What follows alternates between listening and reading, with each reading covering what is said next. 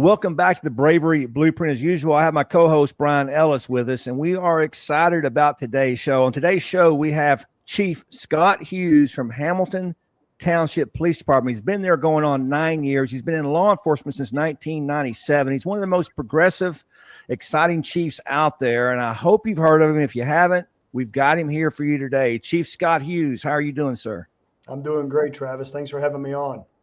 Well, man, I've always found it amazing, Scott, because we've known each other for many, many years, and you have this common sense approach to leadership. You don't have any holes in your department. You don't have any staffing issues. You're doing things the right way. Why does that seem to be so rare? Or why are you the one we know doing this, but there's so many others that don't? Have you figured that out? Yeah, too many chiefs have forgot where they came from. I mean, just to be very blunt about it. To your point, Travis, we've known each other for a long time. I follow you on social media. You follow me. This is my theme. Remember where you came from. And I don't know what's happened. We've had this conversation before. It seems like in some of these organizations, the higher up you go, the further and further it is you get removed from the men and women who are out here working the street every single day. And when you forget what your men and women are doing out there every single day, it's my opinion, you're not as an effective leader as you need to be.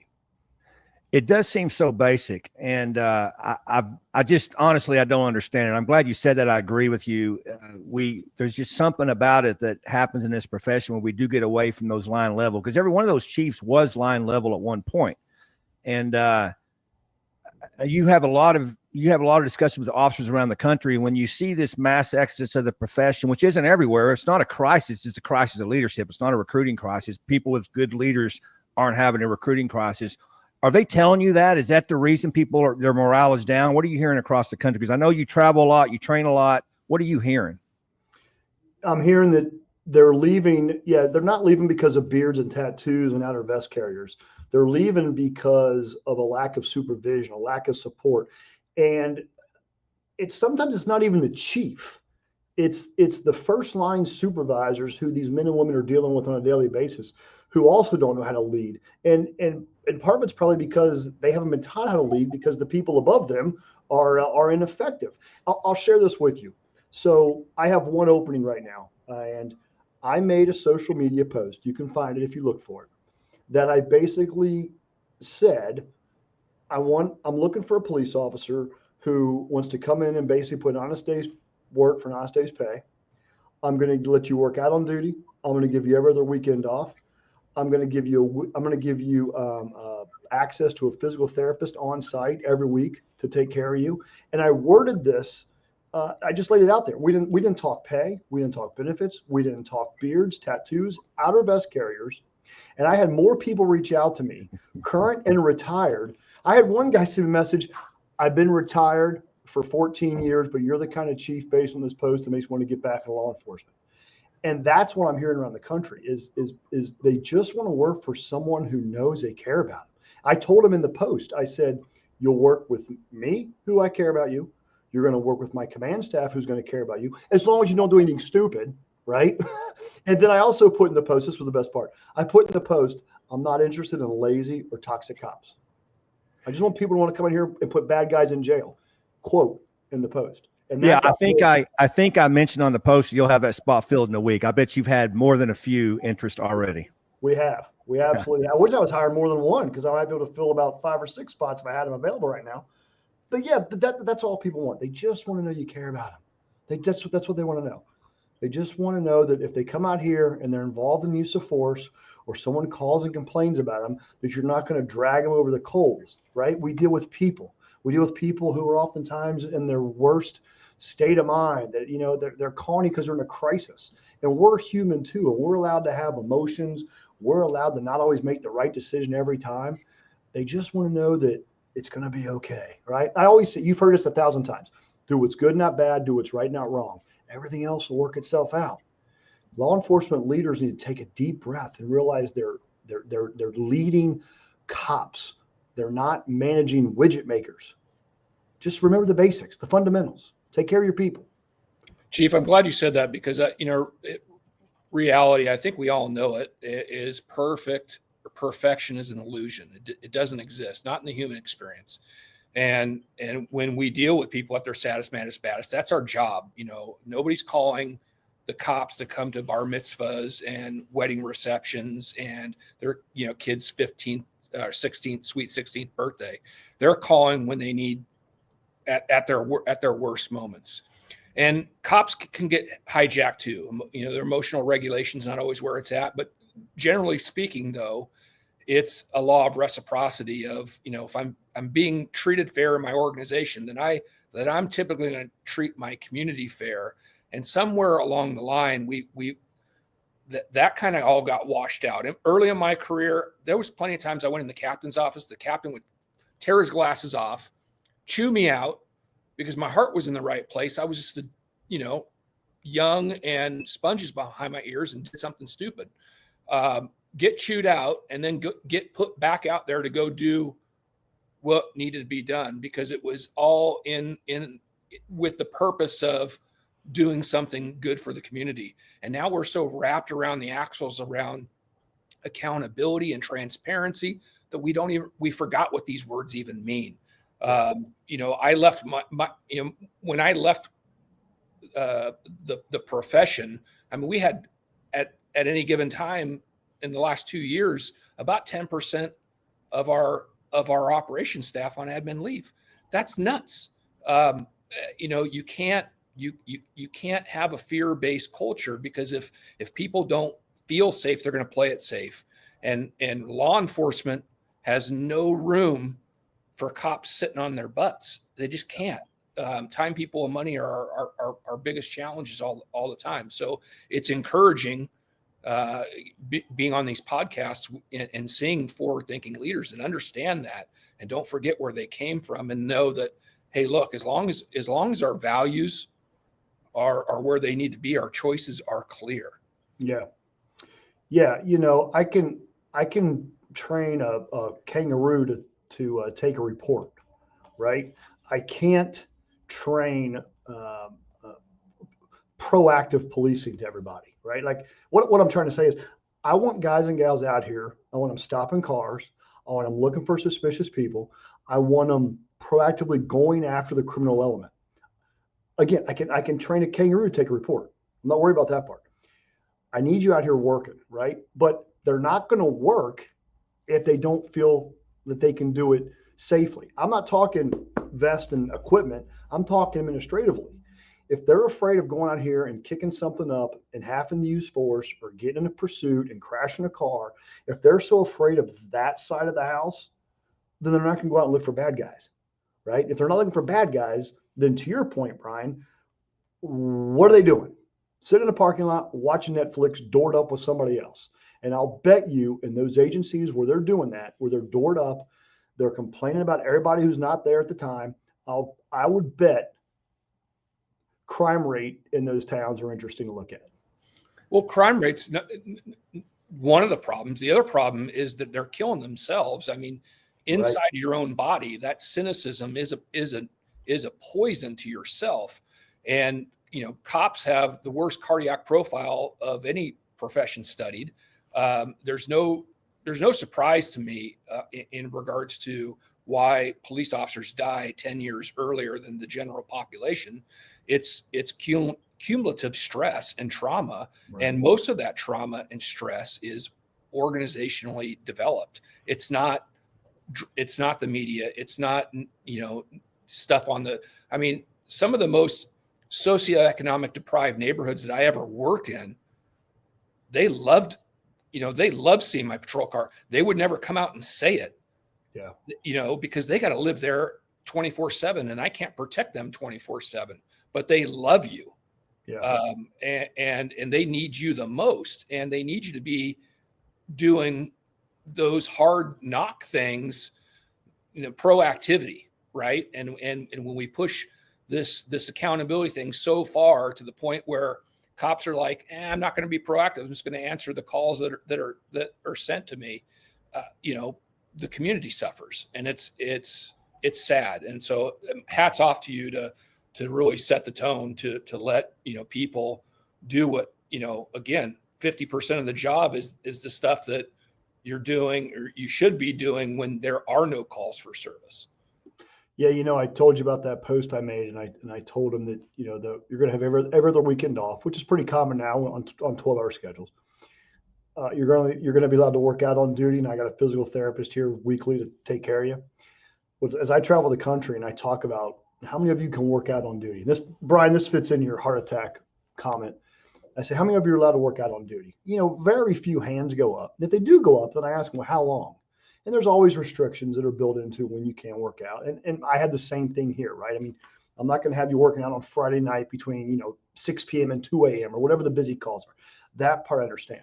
But when the folks don't raise their hands, I ask them, how many of you who don't have your hand up right now have tried to get a program initiated? And of those people who raise their hands, I ask them, why not? And the number one response of why they can't do it is because administration is afraid of someone getting hurt while they're working out. So you are more concerned about someone getting hurt while working out than you are about the benefits of allowing them to work out to perhaps prevent the heart attack from occurring, or the use of forces from increasing, or the citizen complaints from increasing because they're so stressed out and they don't have a way to get rid of that, right? If I can let a guy go down here in the gym at 4 o'clock in the morning and run on a treadmill for a half hour, that's done more for him than, I'm not a doctor, right? But I know that's done more for him than we can measure, right? And that's taking care of your people. Like, too many administrators, in my opinion, they have all these excuses. They're so quick to say no. We can't. For me and my style, I always try to find a way to say yes. And I tell my command staff, someone comes up to you with an idea, figure out a way to make it work if it makes sense, right? And I think that's what we need more of, because I think today these officers that are looking, that's what they're looking for. They want to look for agencies like that are going to support their ideas. They're outside the box thinkers, et cetera. Wow. Find a way to say yes. I need to bottle this up in a pill, Chief. We can call it the Hughes pill. We can give this to a bunch of people. And I won't even describe the years and years it took at my agency. And I was involved in this to try to get a 10 code for working out and 2 or 3 designated places that they could work out. We finally made it happen, but you're right. The excuse was always the same. Yates, we can't do it because of liability and people get hurt. And it was crazy, but no one would ever, we would think it was crazy if an athletic team wouldn't let people work out, right? Or anybody else. But find a way to say yes. That is amazing. And Chief, you're one of the strongest proponents of training, in addition to wellness, but training specifically. What I love about you is you're not only a proponent of training, but you do train at a high level. You travel the country and train. You're one of my favorite leadership instructors. I've never told you that. I'll tell you that here. Don't blush. And but you also bring in a variety of training to your department. I know that for a fact because I also do some work for Blue to Gold. I know you're a host there.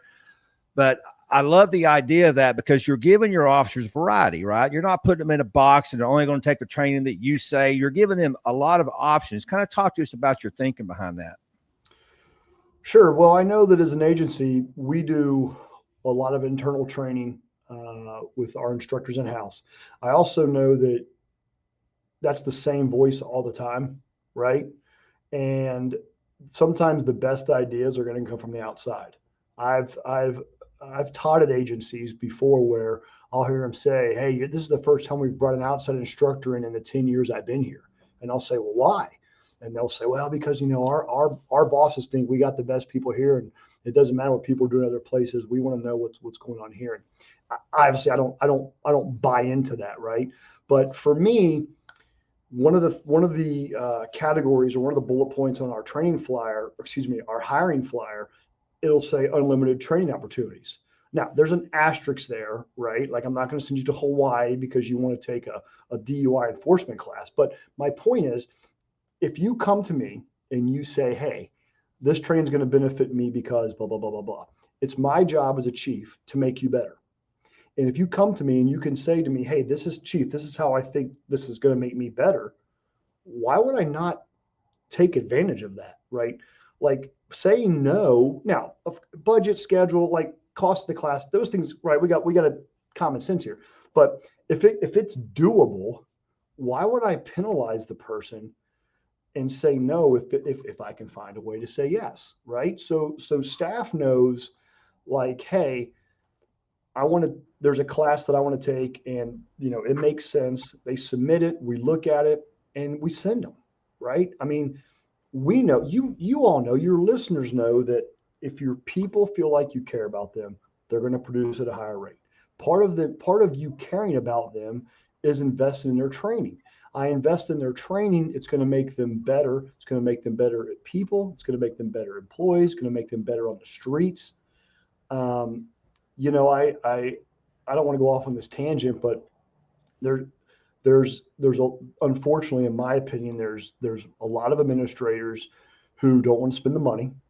They don't want to backfill the schedule, and there's probably states that need to address that, right, at a higher level. Like, hey, we have to figure out a way to make training affordable for these agencies. They would rather sit their employees down in front of a computer and have them watch some 1985 outdated video instead of paying the money to go get them some real good quality training. So I forget what your original question was, Travis, but training is critical, and it's important because I think it helps empower your people because they feel like you care about them. And if they feel like you care about them by providing them training, letting them go to these classes, I think it's just going to produce a better employee here back at the agency. Chief, I'd like to hear your thoughts on, in regards to like specific succession planning trainings that you use. I know, like for my organization, we've been blessed to have a couple of agencies use two of our core training products as basically part of the promotional process, meaning they give you, extra points, weighted points in their system because, it's a college accredited class, meaning that the organization is getting, these people are getting undergraduate and graduate degree college credits from these classes that they're, they're academically vetted, but at the same time, over time, they've been able to see, how much more synergy that their organization starts to align when people start thinking the same way, leading the same way. And so, I'm curious, have you ever looked at particular models and going, hey, these are some of the essential things that I want out of a sergeant, out of a lieutenant, maybe, in my command staff. Tell us your thoughts on that. Yeah. So here in my state, there's a couple, three specific programs here in our state that are designed for that exact same thing, Brian, right? You take this class if you're at this level, this one if you go to mid-level management, this one if you become chief. So in my state, there are some programs out there that I require our folks to do as part of the promotional process. It's also in our culture here that if you want to move up above a sergeant, you want to move to a captain or an assistant chief's position, then yeah, there's going to be some college requirements. There's going to be some national training requirements. And I also have a philosophy here. I just had this conversation today on the way to get my coffee with my captain that we promote every 6 to 9 months. Sergeants and above have to go to some kind of a leadership class. I don't care if it's a 1-day course or if it's the FBI National Academy. I don't, somewhere in between there, right? And I do that because I think, as you gentlemen know, it starts at the top, right? Whether it's me as the chief or whether it's a sergeant running a shift. If the sergeant is up to date, air quotes, on his leadership training, then he's going to be a better supervisor. In 2025, I'm still amazed at how many agencies, Brian, Travis, promote based off of how well you memorized the policy manual and where you scored on the written test. And I'm not telling you anything you don't already know, and you already know, where I'm going with this, right? That does not make you a good boss, does not make you a good leader. It makes you, obviously you can memorize policies, but that doesn't mean you're going to be effective out here as a leader. Again, we talk about like outside the box thinking. I'll share this quick story with you. I just recently promoted a detective. And in complete transparency, I am not married here to any kind of civil service requirements. So as a township in Ohio, I can do basically what I want to do, right? Within reason, obviously. So I do have some freedoms there.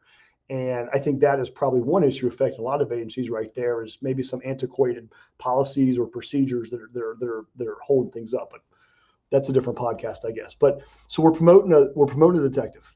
And I've seen processes where they make you read a book on, crime scenes or whatever the case might be. So I sat down with my command staff and I said, hey, what kind of outside the box things can we come up with for this detective process that makes sense? And I wish it was my idea. It wasn't. It was my assistant chief's idea. He's like, Chief, he said, what do you do 90% of the time as a detective? And I was like, is he looking for a smart aleck answer, or does he want the truth? Because like, where's he going with this, right? And he goes, seriously, what do they do? And I'm like, oh, they spend a lot of time interviewing people and case preparation, things like that. He said, interview. He goes, good detectives know how to talk to people.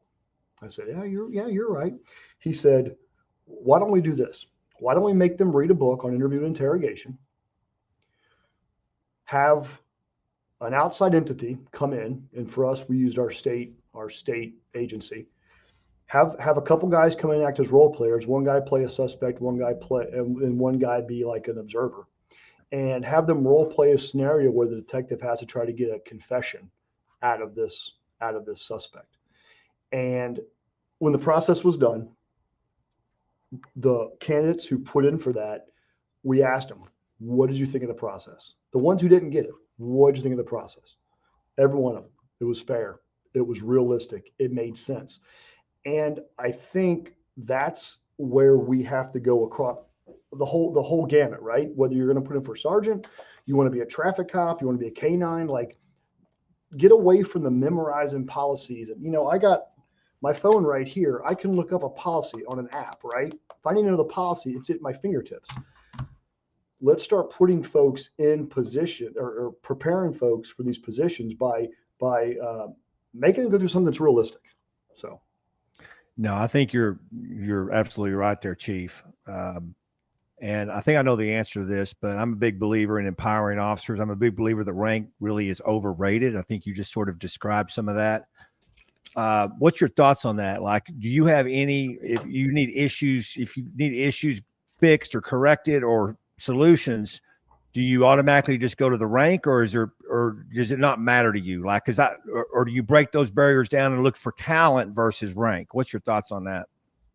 So I think some of that, Travis, is going to be situational based, right? Like what's the scenario? What's the situation? When I first got here 9 years ago, I was tasked with making some changes. And one of the things that I did immediately, and I still promote, is you got to find your unofficial leaders in the organization, right? You get those unofficial leaders don't have stripes in their sleeves or brass hanging off their collar. A lot of times these unofficial leaders are the men and women who are out there doing the real work. And identifying who those people are and getting them to buy into the message certainly gets the train going faster, especially somebody coming in from the outside, right? With that being said, I like to create a culture here where if I need to pull a patrolman in and have a conversation with them, we can do that, right? I don't need to go through the sergeant, have the sergeant go to this. I think all that does just creates a whole bunch of barriers. And then by the time the message gets to where it needs to get, like how out of whack is it, right? Like for me, we're your typical suburban department, right? So we're not 1,000 man, we're not 5. We're a typical suburb. The culture is like, I can just have a conversation. The door is open, right? I've heard some leaders talk about open door policy, but they only want you to come in the door if you got something good to say, right? Other than that, don't come in here. No, the door's open, right? If I'm doing something good, I want to hear it. If I'm sucking at something, come here and tell me. Now, that culture didn't happen overnight. That took a lot of time to get to, and a lot of gray hair or no hair now. But my point is empowering people, getting that culture where it needs to be. I think once that happens, you can have those conversations seamlessly without having to go through all the different levels and the things you mentioned. Yeah, not the uh-oh boss, right? The only time you ask somebody to come in your office is when there's a problem. I'm sure we've all worked for, that person who, that doesn't make that an easy transition. You should be able to, one of my best mentors was, he was a sheriff at an adjacent agency. And he used to have to come in so early in the morning because he knew the minute people got to the office, he wasn't going to get anything done because he was just going to be floating around talking to people.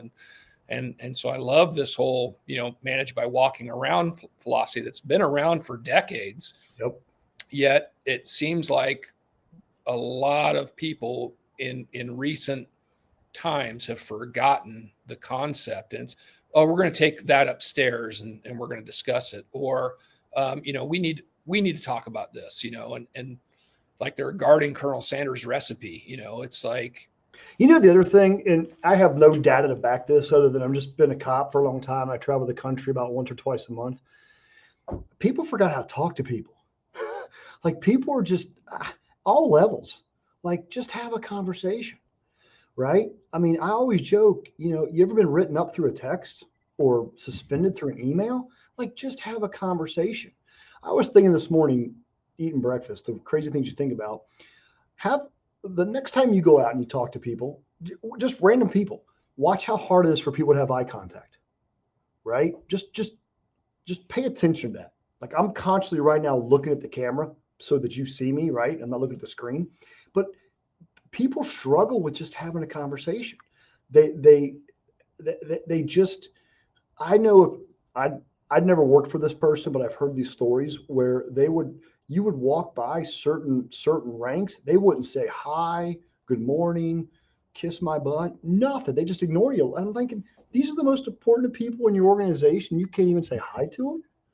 Like, no wonder. I've worked for them, Scott. You're overrated. Be glad you haven't worked for them before. But I'm like, and then you wonder why you have, you've got 10% of your forces leaving or whatever the case might be. I mean, well, yeah, you can't have a conversation. You don't have the culture. There's no trust. When I do leadership training, we talk about, trust is the backbone of all relationships. If your people don't trust you, then you're just wasting your time. And these officers today, unlike Travis and Brian, when we came on, these guys and these gals they can and they will and they will up and leave in a heartbeat, and somebody will hire them today, right? It's 3:43 Eastern time right now, and if somebody leaves, they'll be hired by 4:43, right? In some agencies, that's just the market right now. Therefore, we as leaders have to do everything we can to make this place the best. Do we have issues here? Of course we do. Is our family here dysfunctional? Of course it is at times, right? We're human, we're adults, we're going to have those issues. But I've always preached, you should want your organization to be the best organization it can be. You should want people driving into work being like, you know what? I'm pretty excited to be working for that department. I can tell you stories of cops out there who the minute they get in their car to leave, they get 5 minutes into their drive, they're calling the sergeant on the phone or on the radio asking how many people are working because they want to take a comp day because they don't want to go deal with the nonsense. Dr. Kevin Gilmartin, I think, is where I first heard this. And if not, then he just got the credit. But there shouldn't be more stress inside the four walls than outside the four walls, right? And all the stress inside the four walls oftentimes is, in my opinion, it's coming from the lack of leadership and the culture inside the organization. And sometimes it's just the little things, right? A supervisor who leaves a time off request sitting on the desk for a couple of days, maybe because, they're just out getting coffee or whatever. And they don't feel that stress that the officer who's getting hounded by, maybe their spouse saying, hey, do you got that time? Like, we need to schedule this stuff. I need to get plane tickets or, whatever it may be. Those little things, they have a cumulative effect when they start to pile up. Yeah. You also look at the the experience level right now of who's getting promoted because of this mass exodus. You know, we've lost a lot of experience as a profession. A lot of experience has retired. And if no one's passing that experience down, then we've got problems because you just don't have that institutional knowledge. And I think there's some places out there that are there. They've just all the good people left, right? And there was nobody there to prepare this next group. You've been here 3 years. Well, guess what? You're the sergeant now because you're it. And I'm not saying that's not always a bad thing. It's not always a good thing either. And those are, this whole defund the police thing that we went through, and hopefully the pendulum's swinging back now, and this stuff will be behind us. But that hurt us. That hurt us a lot, as you all know. And again, I think there's brighter days ahead. But yeah, so. Well, it's interesting, Scott. You mentioned the defund police days and the era we just came out of. Most chiefs, most police leaders bent the knee.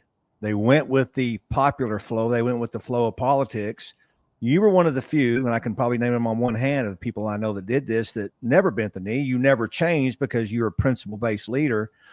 Certainly, you've got some flack for that. You took a courageous stand against police organizations not doing the right thing, against other leaders not doing the right thing, and other police departments not doing the right thing. And it was all correct. It was all accurate. It was all right. And I just have to ask you first, thank you for that. We need more of that because now all of a sudden everybody agrees with you, right? But there for many years, they didn't agree with you because that's the way society is. We flow back and forth because the only thing is true is the book I read, and everything else flows with popularity. And you align with that book and you align with what's right. Why is it that that's you? And I love to ask him, as Brian knows, everybody on this podcast that is a courageous leader that does the right thing, no matter the popularity, no matter the masses. I'm always curious on why that is. What do you think it is about you and your background on why you've stood firm on so many issues that you were always right in? And of course, now everybody agrees with you. Well, I think it goes back to what I started with, Travis, and that is that I've always wanted to remember where I came from. And I have a friend of mine who I teach with around the state of Ohio that says this is the hardest job in America. And I agree with him 1,000%. I've had people challenge me on this, and they're all wrong, right? Like, this is the hardest job in America when you look at what we're asking cops to do and the decisions we expect them to make and holding them to these unrealistic standards of never making an error. And if you make an error, we're going to arrest you and prosecute you, and not considering the human performance side of the house, and yada yada yada yada yada. My point is when I saw the profession under attack and not getting the support that we deserved, it infuriated me. Now, I'm fortunate enough that I have elected officials here in a community here that supports law enforcement, and they support me, and that's a big part of it, right? Travis, I think I told you this one time. There's cities around this country. If I applied at that agency for the chief's job, they would shred it immediately. If they hired me, I'd last maybe an hour, right? Because I would start calling them out on stuff that doesn't make any sense. And not to go off on this tangent, but I think that there were, and will be leaders who, I want to be the chief, or I need this job, or I'm chasing this date and I can't afford to risk that. They'll sell their soul out instead of taking care of the people that are out there doing this job. And for me, that was just never my style, right? And I've always told my people here, if they, elected officials, community, ever want to come after one of you, they got to get through me first, right? Chief, walk us through that decision, because I had this very conversation this morning with a friend who, we're on the opposite extremes, on the political spectrum, and I just asked him. I said, hey, if we were to sit down right now with a piece of paper, and on one side of the paper we write all our values down, and then we flip that piece of paper over and we put our beliefs on the other side. What we're bound to realize is our beliefs can be completely polar opposites of one another, but our values are aligned. And I think that's the biggest challenge that we see in today's, I mean, if we just make decisions based upon our beliefs, we're divisive. We're going to leave 50% of whoever in whatever context out. But if we come from a values based, we're generally over target on almost every single issue. And so walk me through, like, when you've had that challenge, I mean, where you're going to have some conflict with somebody. I mean, how do you approach it to, with that winning mindset? The men and women who are out here doing this job are the most important people to me, right? Their husbands, their fathers, their mothers, their sisters, they're everything. I have one job as the leader, and that's to take care of them. And that's it. It's not hard. Well, I say that tongue in cheek. It can be challenging at times, right? But it's not difficult. Remember why you exist.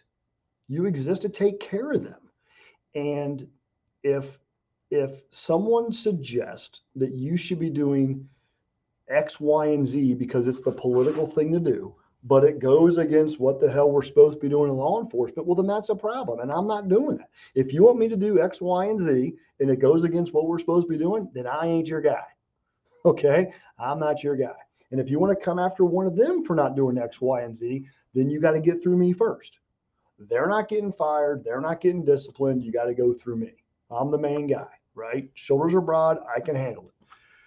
And Brian, I don't know if that answers your question, but damn it, that's what it's about. These guys and gals out here are why you exist.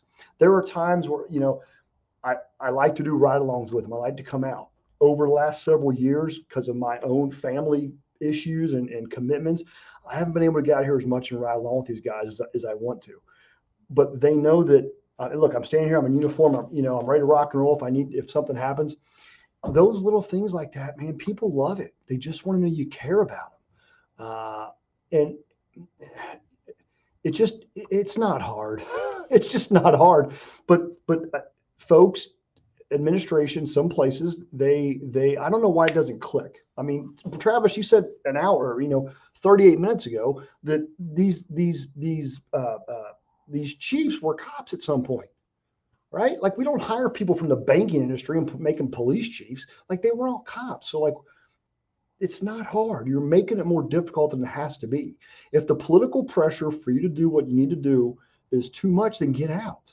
But they won't get out because they're making big bucks or they're chasing a date. And when that becomes the priority, then I think the agency suffers. So, Brian, I don't even know if I answered your question remotely close, but that's it. Well, I think what you're talking about, Scott, is the practicality of leadership. Obviously, we live in a day and age where there's more information than ever before. At the click of a button, you can watch thousands of hours of leadership in my own office, I have about 700 leadership books. And I think we've made it too complicated. I think instead of just we focus way too much on leadership theory and leadership 101, and we have ignored what actual leadership is, which is what you've described in this entire podcast, which is taking care of your people. Find a way to say yes. Treat people right. The golden rule. That's what leadership is. And I think when we go to our 10, 11-week academies and we go to the 2-week ICP schools and we put all the certificates on our wall, somewhere in the middle of that, we've just forgotten what it actually is. Yeah. I think too, I'm excited. I'm getting ready to speak next month at a like city managers conference.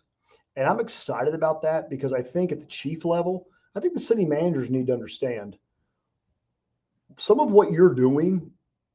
That may not be the police chief you think you have. It's the police chief you've made. Yeah. And maybe getting in front of a different audience will make them think, am I as a city manager or as an elected official, am I putting the pressure on these individuals that's causing them to divert from the mission, what they're supposed to be doing, and now they're focusing on what I described earlier as X, Y, and Z. I'm excited about that conference, to speak at that conference. because I want to see the feedback. I'm going to read the 200 people in the room. I'm going to read their faces as I'm speaking, and it'll be interesting. So maybe we can do a follow-up on how. Well, on that. one thing's for sure, Chief Hughes, this has been drinking from a water fountain, man. We appreciate you so much for being on. Heck yeah. Man, I hope people that are listening to this again, send it to everybody they know, because I believe wholeheartedly this is the answer. You're a great example of what Brian and I try to push each and every week. Well, I appreciate you having me on. And, I've had the opportunity to learn from a lot of good mentors out there. There are a lot of folks that are out there doing the right thing. And I would just tell them, keep on keeping on. And I'll also tell your listeners that I am a resource. And if they need to get a hold of me, they can find me and, reach out if you need help, because I think there's a lot of folks out there that do want to do the right thing. Listening to this podcast is going to help them. And you can't listen once and then just expect to know it, right? Like, find some mentors, reach out to people, ask the questions. We'll get you there. If you're committed, we'll get you there. You may not be the same department, but we'll get you there. I love it. Well, Scott, thanks so much. Brian, you have any parting thoughts? No, I just thanks for your time. This means the world to us, so appreciate it. Anything to advance the profession, I appreciate you guys. Thanks for what you do. Chief Scott Hughes, thank you. And if you've been listening or you've been watching the Bravery Blueprint, thank you for doing that. We'll see you in a couple weeks.